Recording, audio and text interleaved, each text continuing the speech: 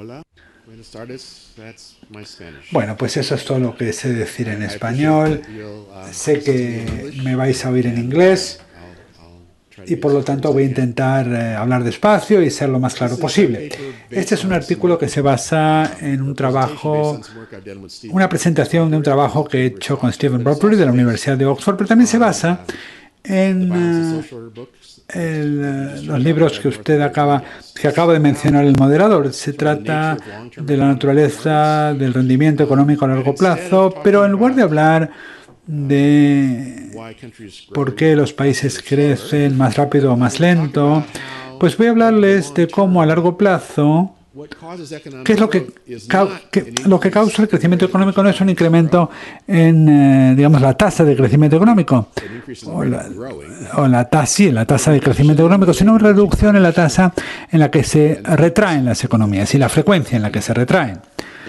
Y, por lo tanto, parece ser que es un problema aritmético muy fácil, es decir, no hay una tecnología, alta tecnología, ordenadores o descubrimientos revolucionarios. Simplemente sumamos 2 más 2, vemos que hay una reducción en la retracción, lo que causa el crecimiento. Y si sucede esto, y hemos invertido muchos recursos intelectuales para comprender el crecimiento y muy poco para entender la retracción, pues quizás no intentamos cómo hacer que la economía crezca y pueda desarrollarse. Por lo tanto, la primera parte de la charla se va a centrar en las cifras y en lo que podemos aprender de la historia a largo plazo, remontándonos al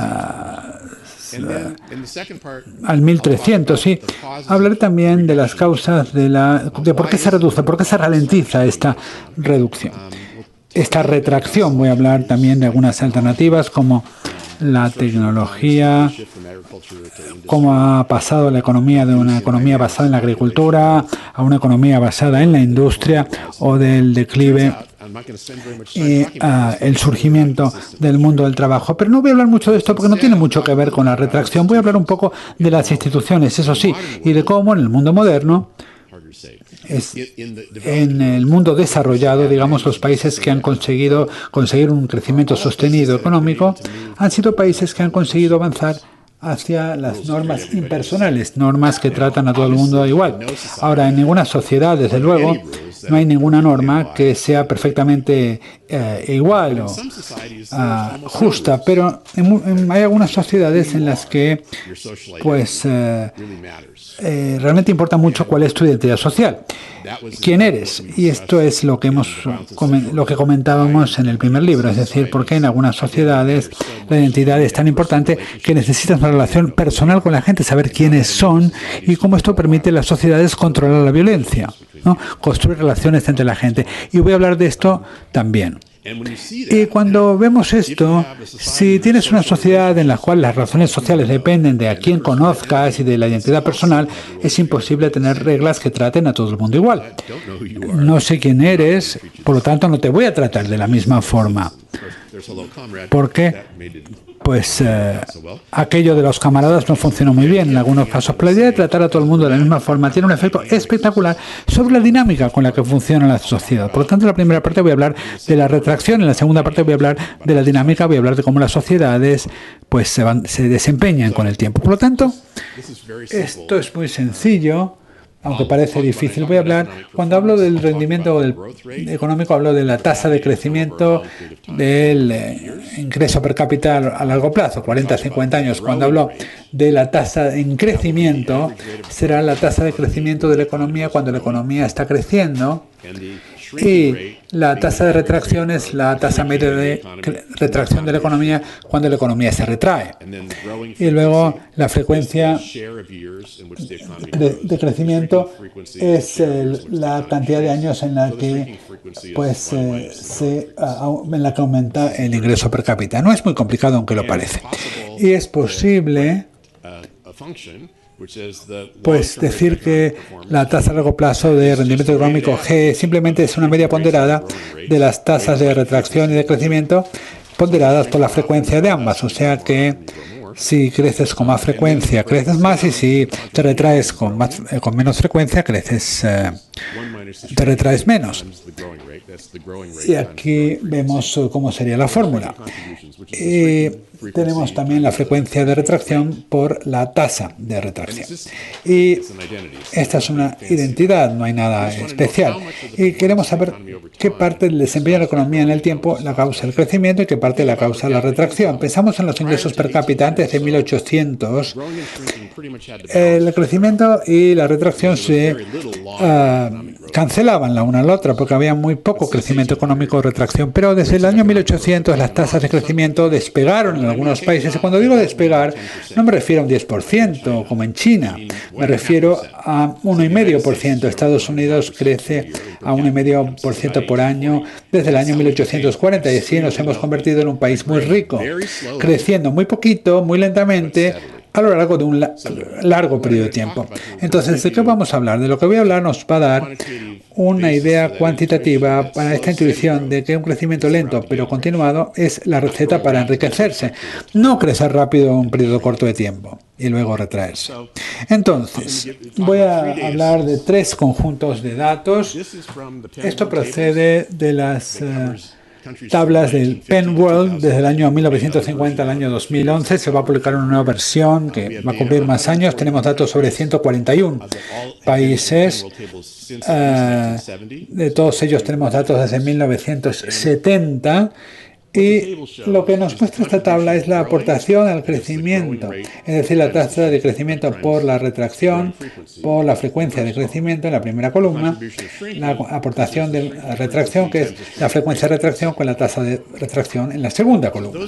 Entonces, estas son las cifras que realmente queremos analizar. Si pensamos, bueno, los países están divididos por ingresos. En la columna superior es de los países de ingreso per cápita de $20,000 por año, luego vamos bajando 10 a 20,000, 5,000 a 10,000, y vemos que no hay una relación real entre la aportación de crecimiento y el nivel de ingresos.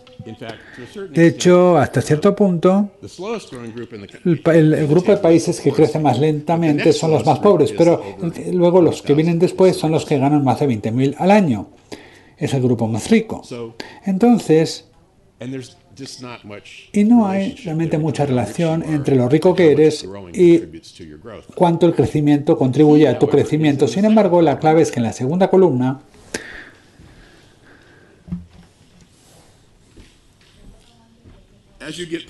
según te vas haciendo más pobre, la retracción contribuye más a tu baja tasa de crecimiento. En la tercera columna, este es el rango neto, la tasa neta del cambio en el año 1950, 60 hasta llegar a 2011. En este periodo de 50 años, cuánto has crecido, ¿verdad? Entonces vemos en la tabla que la tasa neta de cambio de crecimiento para los primeros 3 grupos es similar, lo cual significa que los ingresos en el mundo se están separando cada vez más, porque si tienes un ingreso de $40,000 y creces un 2%, pues tu ingreso crece 5 veces más que los del grupo inferior. Y luego en la parte inferior la cosa empieza a hacerse más pequeña. ¿Y por qué? Por la retracción. Las variaciones en la tasa a la que creces no explican nada realmente. Son las variaciones, lo que importa son las variaciones a la tasa en la que te retraes. Quizás esto puede ser un corte transversal, y lo es, pero es una muestra de países a finales del siglo XX, y quizás hay mucha retracción en los más pobres, porque quizás esta sea una característica de los países pobres. Pero ¿cómo desenmarañamos esto? ¿Crecen porque se retraen porque son pobres, o son pobres porque se retraen? Entonces lo que queremos hacer es analizar países a lo largo del tiempo. Y aquí vemos, bueno, pues nuevamente hablo antes y luego muestro las imágenes.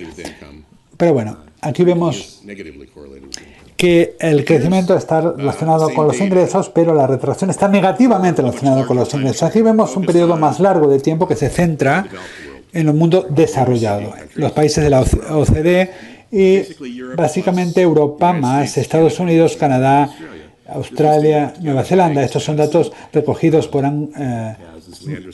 Madison.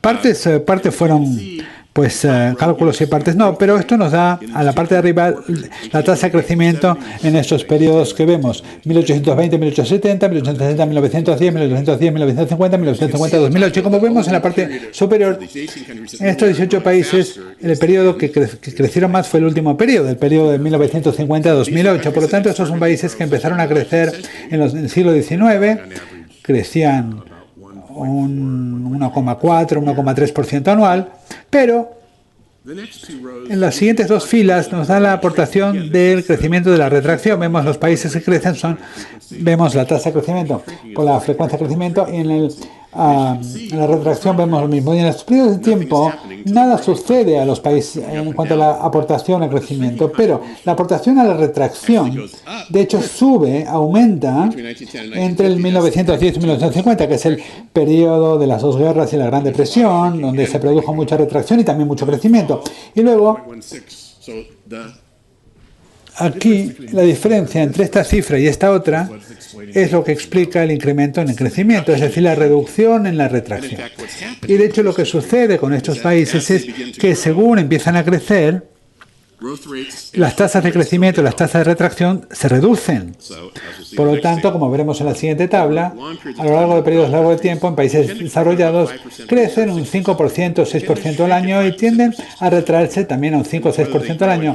Y si crecen en la primera mitad del año o en la segunda mitad del año, pues o si crecen 2/3 del año o 1/3 del año, de esto depende si tienen un crecimiento neto o no. Las tasas de crecimiento van bajando, o sea que la contribución del crecimiento no es positiva, sino que es posiblemente negativa. Lo que explica todo es la tasa de retracción. Y aquí vemos un ejemplo en la gráfica de la pantalla. Por lo tanto, esta es una tabla que tiene demasiadas cifras, pero son datos que proceden de Leandro para España, para el Reino Unido, C. Bradbury, y para otros autores nos han aportado datos de Holanda, datos de Italia, y aquí tenemos datos desde 1270 a 1348, la primera columna, en base a una variedad de estimar los ingresos, hasta 1870. Y en la siguiente diapositiva nos centramos en 1650 hasta 1870. Y por lo tanto, si nos fijamos en el Reino Unido, la tasa de crecimiento de 1650 a 1700 fue de un 4% anual. Cuando la economía crecía un 4%. La tasa de retracción era de un 3%. Entonces, la tasa neta de crecimiento en este periodo hasta 1700 fue de un 1%. Pero fíjense que crecían muy bien. Cuando crecían estupendamente, crecían de verdad. Por tanto, no era como en la Edad Media o antes, que cuando no crecían se debía a que no había crecimiento. Crecían rápido, pero se compensaba este crecimiento por una retracción al mismo tiempo. Por lo tanto, según vamos viendo las cifras de la tabla, en cada periodo de 50 años vemos el crecimiento medio, la aportación de crecimiento medio, y vemos que baja, vemos que va bajando. La aportación de la retracción también se reduce. Y el incremento de la tasa de crecimiento, bueno, no hay mucho crecimiento, no aumenta mucho la tasa de crecimiento, pero, a ver, lo voy a decir otra vez. No hay un cambio en la tasa de crecimiento, es un no cambio. El crecimiento baja y la retracción baja. Esto suele ser la historia. Cuando llegamos a la época moderna, el crecimiento se ralentiza y la retracción se ralentiza. La razón por la que hay crecimiento es porque la retracción cae más que el crecimiento. Aquí tenemos las cifras. Para España, y vemos lo mismo, hay una caída muy grande en la retracción. Por tanto, cuando nos fijamos en esos países, el crecimiento se está convirtiendo en algo menos positivo en este periodo desde 1650 a 1700. Y por lo tanto, según los países crecen menos o más lentamente, pues se retraen aún más rápidamente. Por tanto, Si volvemos a esta imagen, vemos aquí este periodo de la Segunda Guerra Mundial, la Gran Depresión, registraron el crecimiento más rápido y la retracción más rápida. Y si restamos las cifras, vemos que hay periodos en la historia en los que hay altas tasas de crecimiento, típicamente son periodos donde hay altas tasas de retracción. Ambas están relacionadas. Voy a hablar un poquito más acerca de lo que significa todo esto, pero según llegamos al comienzo del periodo moderno, empezamos a conseguir crecimiento. Y lo que vemos no es que las tasas de crecimiento suban, típicamente bajan, pero son las tasas de retracción las que bajan un montón. Bien, entonces, las tasas de crecimiento y de retracción han sido variables, siguen siendo variables actualmente en países menos desarrollados. Los países menos desarrollados crecen a una tasa de 5 o 6% cuando crecen y se retraen a un 5 o 6% cuando se retraen. Los países de renta media pues han reducido la tasa de retracción, pero básicamente han reducido la frecuencia de retracción. Los países en la parte inferior de la distribución de ingresos crecen tan rápidamente como se retraen y se retraen tan frecuentemente como crecen, lo cual explica por qué tienen ingresos per cápita tan bajos. Mejorar el resultado económico, el rendimiento económico, no es porque hay unas tasas de crecimiento cada vez mayores, sino por una disminución en las tasas de retracción de la economía. Y de hecho, el resultado económico se ve afectado más que nada por las tasas de crecimiento más cortas en el tiempo, que están reduciéndose en lugar de aumentando. Yo no sé si tienen ustedes algunas preguntas sobre estas cifras, sobre estos números. O sea que esto sin lugar a dudas es un crecimiento sostenido. La cuestión es si el crecimiento sostenido está compuesto de tipos de crecimiento crecientes o no. Entonces, y la respuesta es que claramente no. Entonces, cuando vemos el crecimiento sostenido que comenzó para Gran Bretaña y Estados Unidos en el siglo XIX y para otros países en el XX, es que las tasas de crecimiento caían, pero también las de retracción y la frecuencia de las tasas de retracción, y eso es lo que producía un mayor crecimiento. O sea que no es que tengan un mejor resultado cuando se crece, sino por una reducción de los resultados cuando se retrae. ¿Ha sido eso una pregunta? ¿Tenía usted una pregunta que hacerme? Bien, yo realmente no tengo un doctorado en economía. Todos estos modelos de los que oímos del capital, el input y crece la economía, o sea que por lo tanto esto puede ser mejor o peor, pero rara vez es negativa. Y cuando vemos las cifras vemos la retracción, y lo que ocurre en el mundo actualmente es que cae la tasa de retracción, y esto es lo que produce el crecimiento económico. Entonces, ¿cómo comprendemos cómo algunas economías consiguen retraerse menos frecuentemente?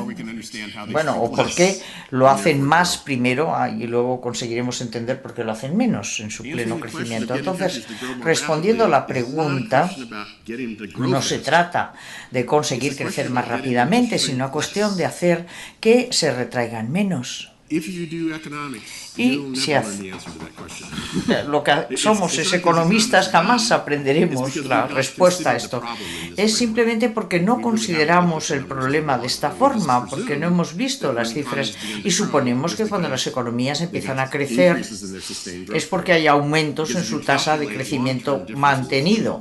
Porque si calculamos las diferencias a largo plazo, entonces la tasa de crecimiento a largo plazo ha subido, pero no porque las tasas de crecimiento hayan subido, sino porque han caído las tasas de retracción.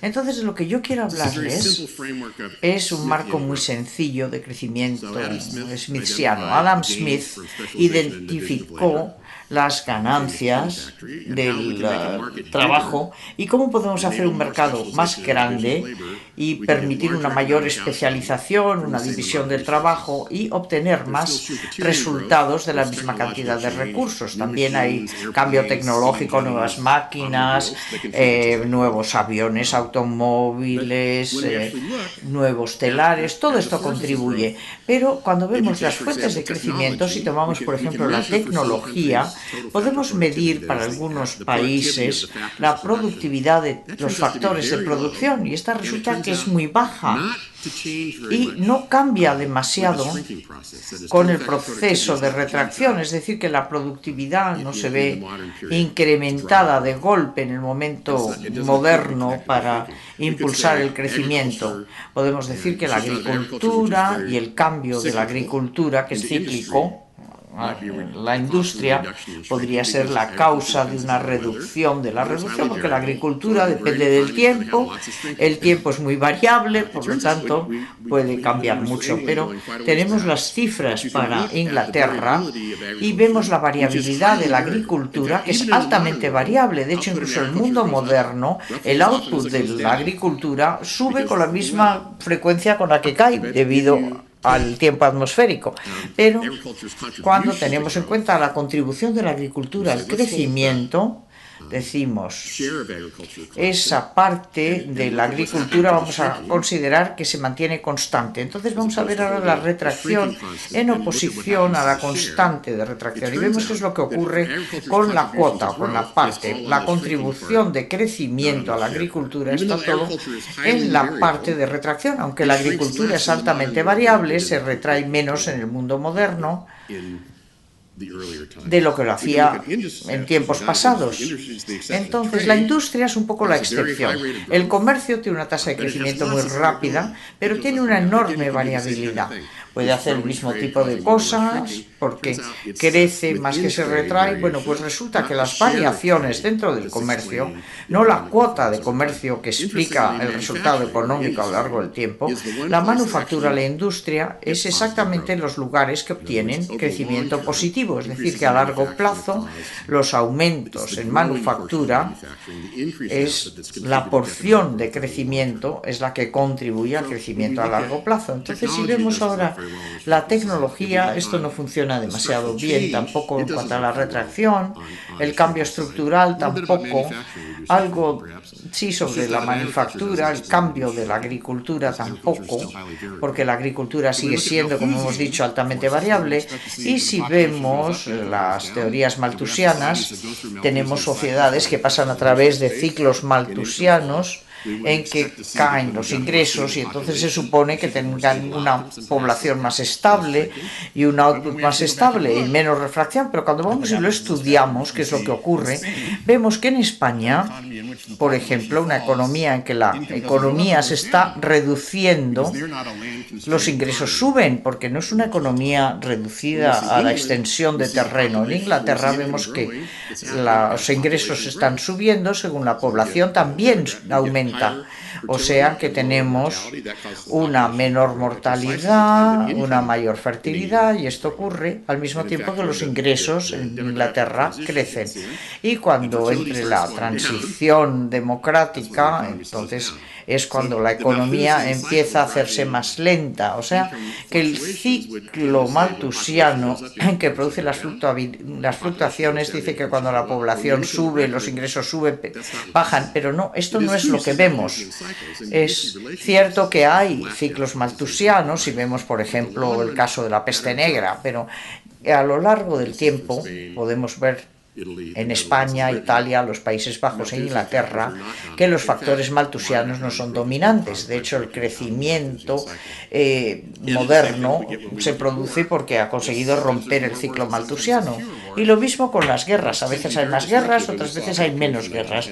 Las guerras tienden a ser muy disruptivas, pero no existe ningún beneficio sistemático. No es como si tenemos una guerra, matamos a mucha gente y aumentan los ingresos y viceversa. No.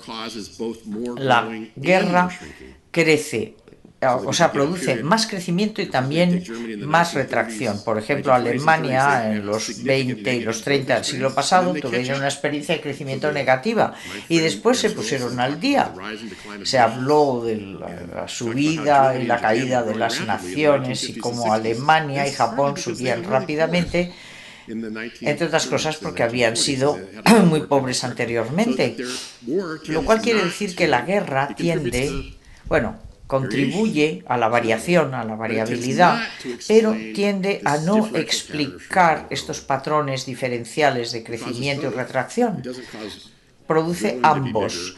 No hace que el crecimiento sea mayor ni la retracción sea menor o mayor, sino que no se trata de un patrón persistente, pueden ocurrir ambas cosas. Y en un mundo smithsiano, donde tenemos la dimensión de la economía, y voy a hablar de la tecnología y de la guerra, y Malthus habló simplemente de qué ocurre en una economía de unas ciertas dimensiones en función de sus conexiones. Entonces, tenemos las élites que podrían ser, yo que sé, los aristócratas, los hijos del rey, aquellos que han subido a través del sistema y tienen un mayor control de los recursos en un sistema económico, en el sentido smithsiano.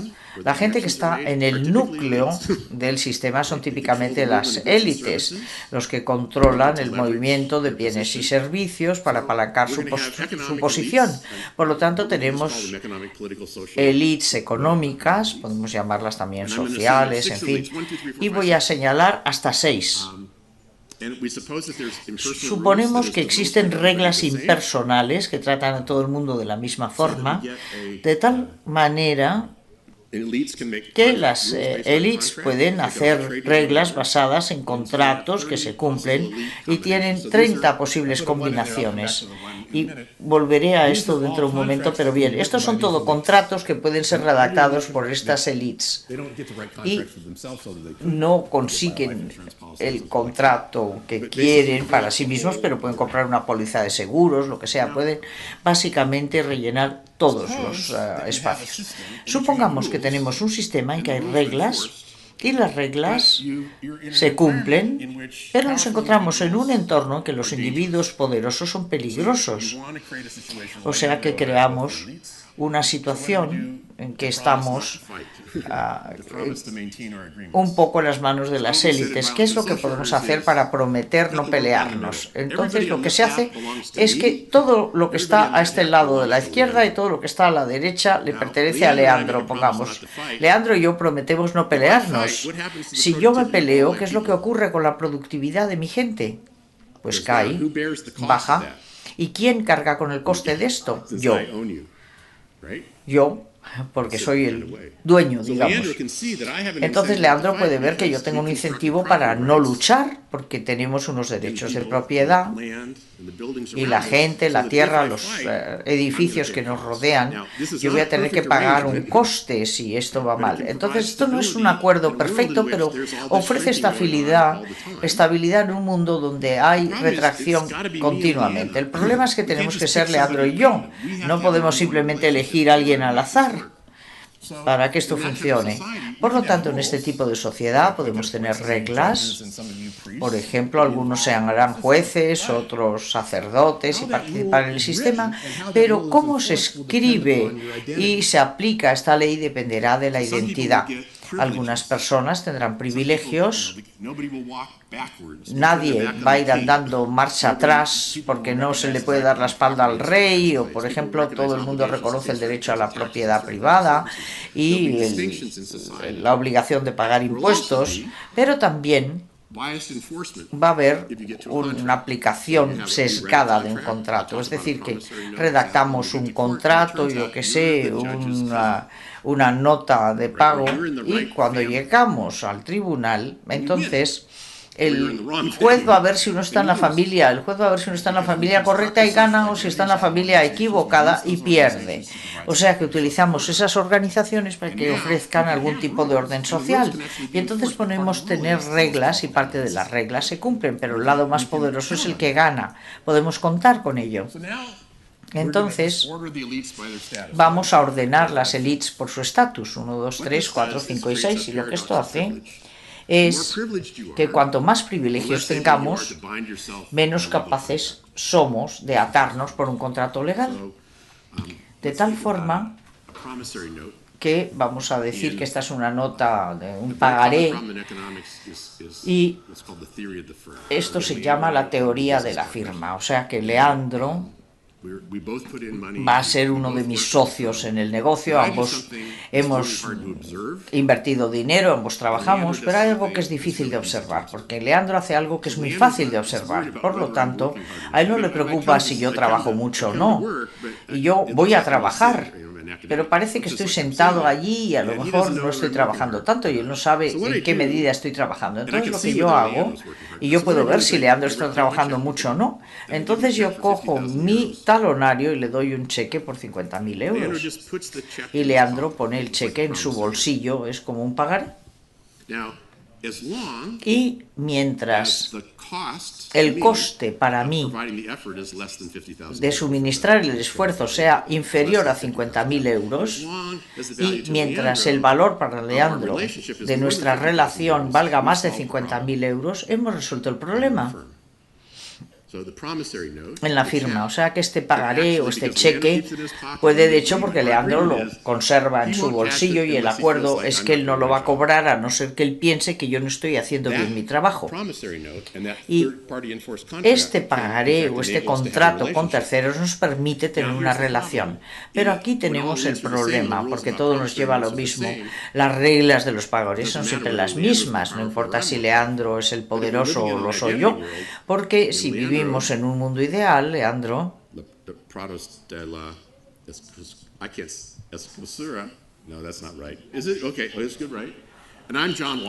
yo soy Leandro de la Escosura y yo soy John Walsh. Entonces, cuando vayamos al tribunal, eso no va a importar, pero él va a ser más poderoso que yo. Y si yo tomo el cheque de Leandro, no voy a poder conseguir cumplir ese contrato y entonces nuestra relación se habrá roto. Él puede coger un cheque de mí y entonces lo podrá hacer cumplir. Y puesto que yo sé que no le puedo llevar a los tribunales y hacer que eso se aplique, pues empiezo por no aceptar ese pagaré para empezar, o ese cheque. Y lo que ocurre es que el número de acuerdos entre las élites que se pueden llegar a alcanzar, ahora que lo tenemos todo en orden, pues se asemeja a este dibujo. Por lo tanto, aunque tenemos una regla que se aplica basada en identidades, si tenemos la mitad de intercambios que hemos tenido en la economía impersonal, la élite más poderosa puede utilizar este pagaré para resolver el problema del contrato porque no puede ser aplicado en contra suya. El menos poderoso puede utilizarlo para resolver el problema.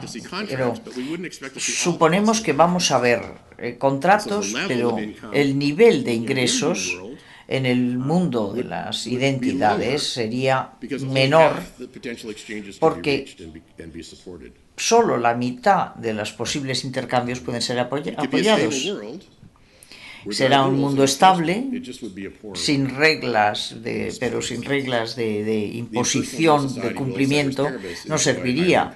La sociedad impersonal de las reglas, ceteris paribus, disfrutará de un mayor nivel de ingresos. ¿Qué ocurre con las relaciones entre dos grupos que se degradan, que se rompen? Ciertamente hay una regla de identidad que no existe en que no tengamos identidades. Si dejamos que las identidades cambien de vez en cuando, un grupo sube, el otro baja, yo no voy a saber si voy a estar arriba o abajo, y como resultado el valor de este pagaré va a ser muy poco debido a la incertidumbre que vamos a tener de cara al futuro.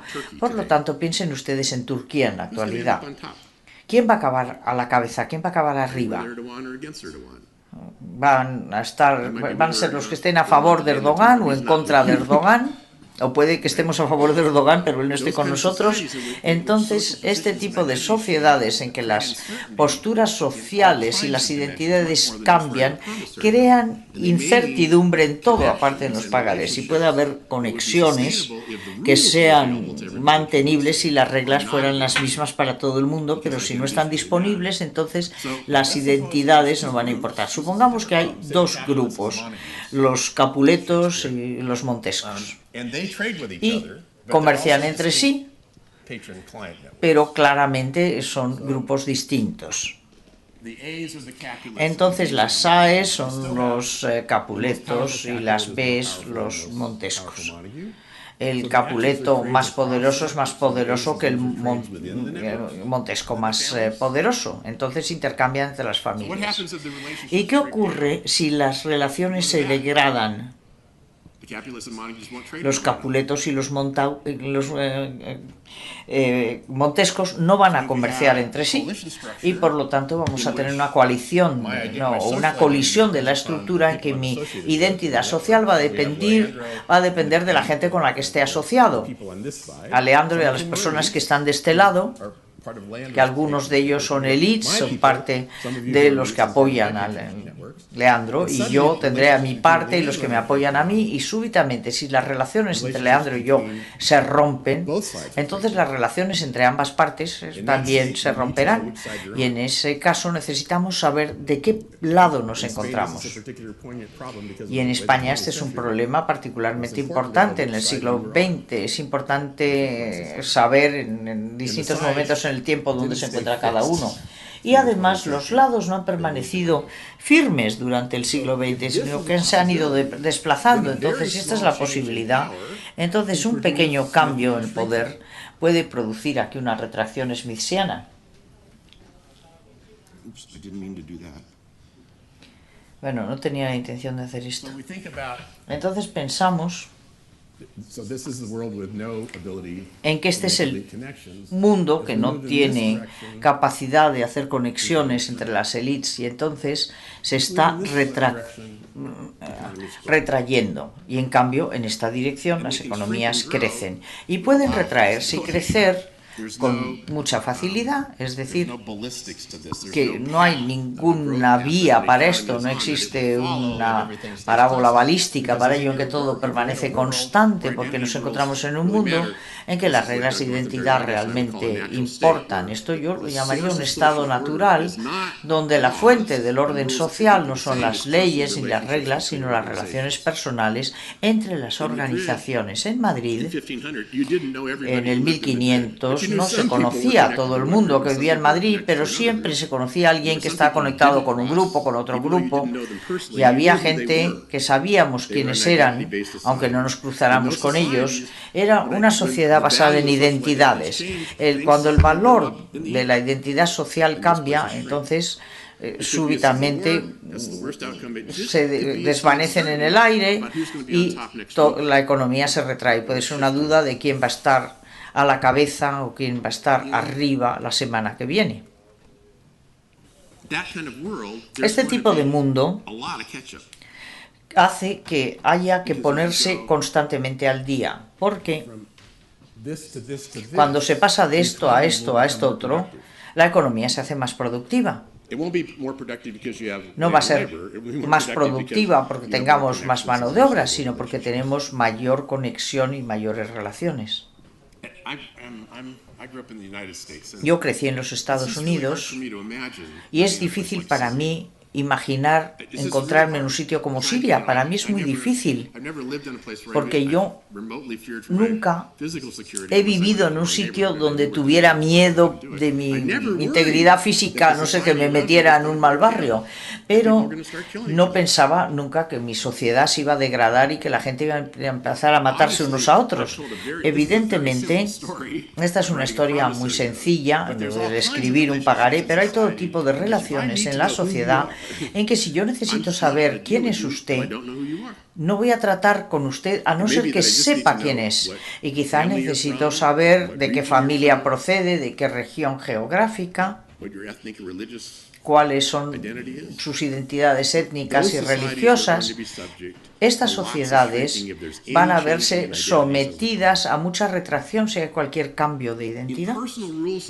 Y en las de la regla impersonal no se puede eliminar los shocks, ni las malas opciones, ni los fallos en la cosecha tampoco, ni la degradación económica, ni la crisis del 2008, o sea que no hay nada sobre las reglas de sociedades impersonales que las hagan más estables en términos de shocks a la economía. Pero lo que es más estable es que cuando hay shocks en la economía, I did it again, didn't I?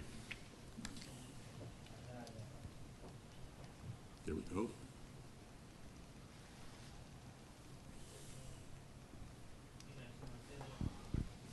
When there's shocks, Cuando hay shocks en la economía, matrix doesn't change. esta matriz no cambia. There's no relationship which No is hay gonna put ninguna at risk. relación que se haya puesto en situación de riesgo. Puede que haya relaciones que estén basadas en personalidades, etcétera, pero las relaciones que están basadas en el cumplimiento del pagaré continúan. Por lo tanto, en el 2008, como resultado de la crisis, Goldman Sachs, For something like $300 million. 300.000 millones de dólares o Taking algo así, mortgage-backed securities from porque somebody that knew habían that securities weren't good.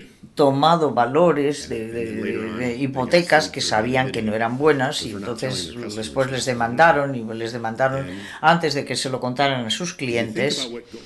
Y si pensamos en lo que Goldman Sachs dijo cuando estaban siendo perseguidos por la ley, dijo: no vamos a cumplir con nuestras obligaciones sobre el banco hipotecario. Ya saben ustedes lo que es que la gente saca hipotecas. Y entonces Goldman Sachs cogía 1.000 y las ponía en un paquete.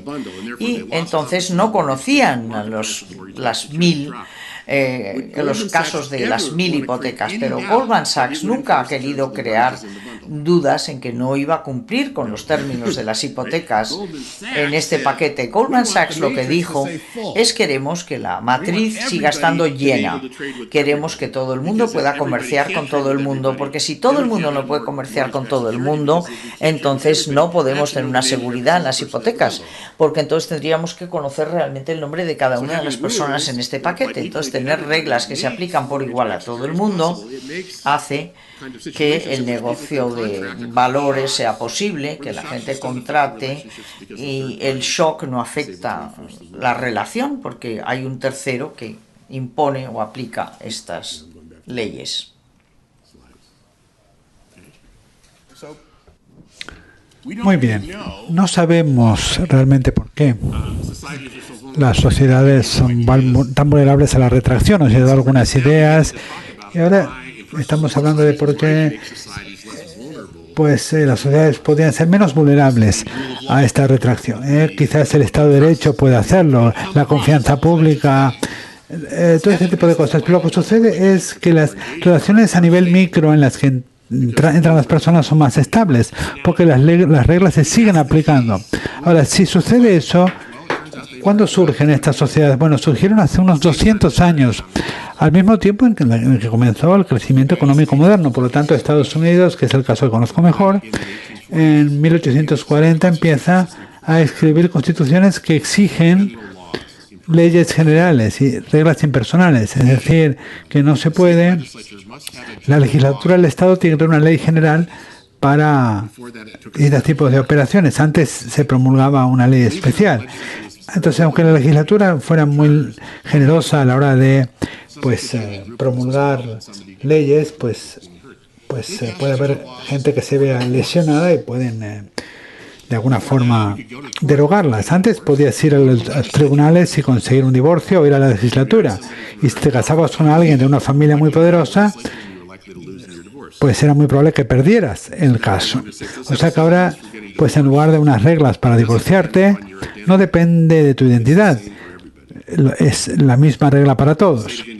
En el estado de Indiana, en 1951, aplicó esto a varias cosas, no solamente los divorcios. Después de 1840, Estados Unidos empieza a crecer. Esa fue la primera vez que vemos este crecimiento del 1,5 per cápita. Y aunque Estados Unidos ha tenido muchas fluctuaciones financieras, no ha tenido más guerra civil, no han caído los gobiernos, no han tenido manipulaciones flagrantes de la economía, que sí vemos en otros países. ¿Y por qué lo hacen? Porque las élites establecen reglas que renuncian a promulgar reglas que les favorecen para promulgar otras que son impersonales. Bueno, quizás dicen los economistas que estas élites lo hacen por razones identitarias, es decir, si abandonan sus privilegios tiene que ser por algo, tienen algo que ganar. Esa es la diferencia entre esta gráfica y esta otra gráfica. Porque lo que he hecho aquí en la parte superior es colocar todos estos unos, porque estos son los contratos que las élites potentes suscriben. Si hay leyes impersonales, y aquí está el número de contratos que las élites pueden suscribir si hay leyes de identidad. Esa es la paradoja del privilegio. El privilegio es un privilegio, ellos están mejor, pero hay cosas que no pueden hacer. No pueden utilizar las leyes para atarse porque son poderosos. Entonces, las ganancias no son simétricas. Me quedan un par de minutos. Entonces, gracias por escucharme, ante todo. ¿Y cómo racionalizan todo esto? Hemos estado hablando del concepto del liberalismo. Hablemos de Adam Smith. La riqueza de las naciones se escribió en 1776 y la gente le criticaba por ser francófilo. Pero no es el tipo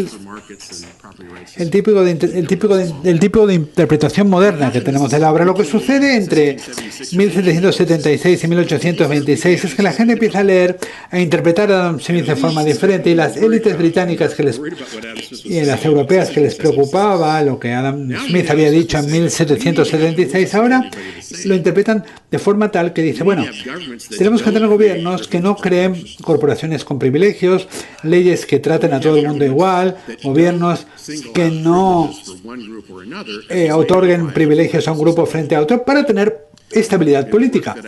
Y el trabajo en el que yo he trabajado con el profesor North y el concepto de la corrupción sistemática dice que muchas sociedades,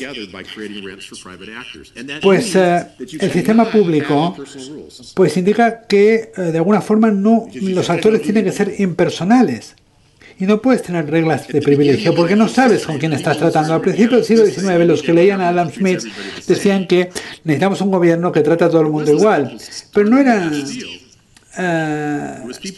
eran personas que querían comerciar, querían desarrollarse, y las élites que antes habían tenido privilegios se dieron cuenta de una forma bastante inteligente que tenían que avanzar hacia unas reglas que ofrecieran las mismas protecciones a todo el mundo. Realmente lo que querían decir en Estados Unidos, Tom Jefferson, George Washington, todos ellos tenían esclavos, por cierto, que no eran libres, por lo tanto decían, las reglas impersonales no significan que sean impersonales para todo el mundo, eran las reglas que fueron impersonales para las élites. Hay reglas que traten a todas las élites de alguna forma. Esto no suena muy progresivo, muy progresista desde el punto de vista moderno, porque las élites tenían privilegios, pero decían tenemos que cambiar nuestros privilegios de forma que un grupo de élites no sea más privilegiado que otro. Es una forma de crear igualdad, pero siempre entre las élites. Y es interesante, ¿no?, la palabra igualdad saliendo de la boca de una persona que tenía esclavos. Porque lo que querían decir es que, pues, vamos a ver, todas las personas que ahora mismo tienen derechos de ciudadanía tienen que considerarse iguales. Y vivían en una sociedad en la que las élites no se trataban de forma igualitaria. Si tenías pues unas acciones en una compañía en la que el rey tenía acciones, pues te iba bien. Pero si la empresa pues quebraba, ¿quién iba a recoger sus dineros antes? Pues el rey.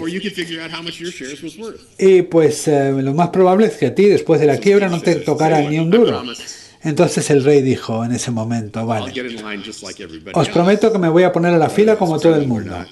Aunque esto podía ser más o menos creíble, no, desde luego no en el siglo XIX. Pero cuando el rey hizo esto, ¿qué pasó con el valor de las acciones de todo el mundo? Pues subió mucho. Pero no estoy diciendo que